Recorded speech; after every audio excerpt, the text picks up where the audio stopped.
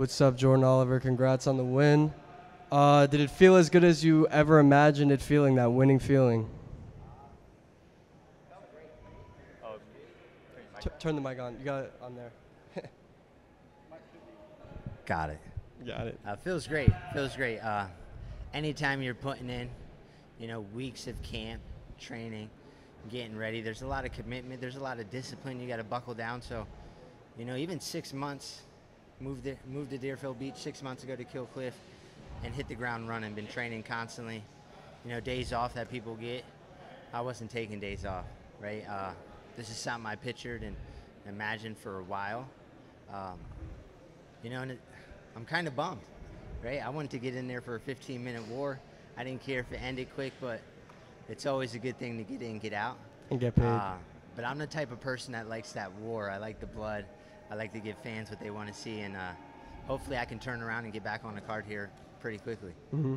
We know it's not a team sport, it's an individual sport. When you walk in that cage, the door shuts, it's just you in there and your opponent. But what can you tell me about this team, Kill Cliff FC, how they helped you prepare for this moment and what it means to you to do this for your coaches back there? I don't know if team is the correct word.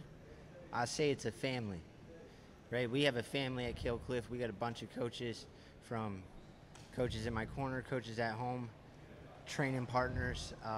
We're a big family, right? And that's a huge part of it. When you're going to take the cage, yes, I'm in there alone, but I know I have my family and support backing me. And those guys have been in and out the gym and going through the grind with me and know what it takes. So for me to get out there and represent them, it's an honor. I'm getting to represent Kill Cliff Fight Club. I'm getting to represent, my coaches, my teammates, my family, and so on. So it means everything, because it's not just me. Obviously, it's just me in the cage, but, it takes a village for me to be able to perform the way I do and, compete at the highest level. Did anything surprise you about this fight night? Either something he did in there, something you did, or maybe even before the fight, how you were feeling or how you're feeling now? Did anything catch you by surprise? The craziest thing is I thought I would have nerves, right? And even wrestling, leading up the week into it, I had nerves. Getting on the mat, I had nerves. This, I had no nerves, right? So it was an amazing feeling. But the thing is you can control so much in this, and obviously it's a wild sport and anything can happen. But like I said, me and my family, AKA my team, we train our butts off. So we prepare for the unexpected, right? We get comfortable in the uncomfortable. So, I got caught with a leg kick right in the beginning, but one of my coaches in my corner, Sean Soriano, probably the best dude in the gym, put me down with a leg kick. So that leg kick in there, I was like, oh, this is just a little chip. This ain't nothing. Mm-hmm. We spoke about DC and Henry this week, your relationship with those two great wrestlers, those two great fighters. What do you think they would say about this performance here tonight? See, we're too close. Cormier and all of those guys would probably make fun of me. They'd be like, dude, you shot too quick. You scared to let your hands go? So they would be very proud. I got in, I took care of business.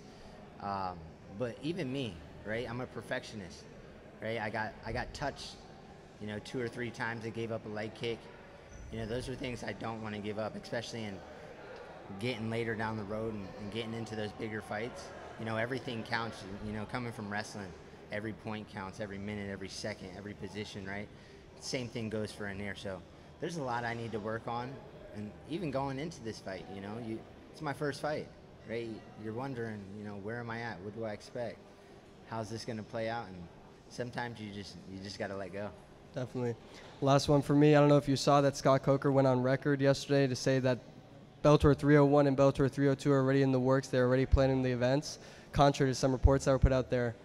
I know you mentioned it earlier, but is one of those cards, does that sound good maybe in November or December?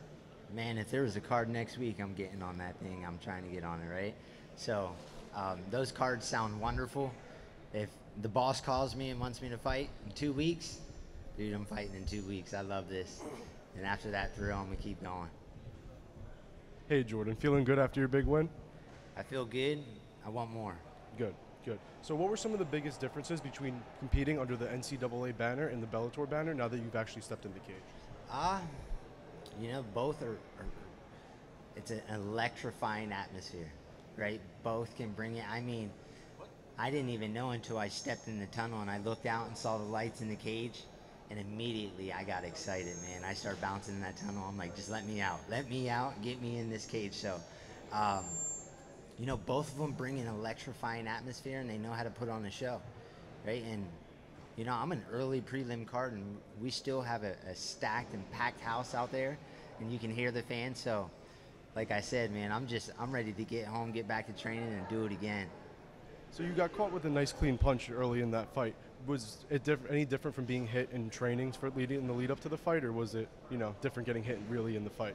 Well, you know, if you sit around my family and my team, they'll tell you I like to get hit, right? It's not a great thing, but I'm the guy in the room that I might have to take a hit or two hits to turn on, and then when I'm on, it's game on. So I actually liked it.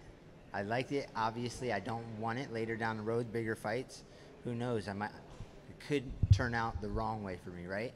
But it's just an adrenaline rush. It's just like wrestling. I shot a bunch of double legs and went head to head and been stopped and good defenses, and you know that almost hurt more.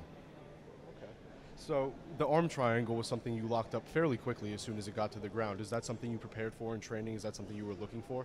Yes, I give a big shout out to my one of my coaches who didn't make it, Nick Lentz, aka Carney.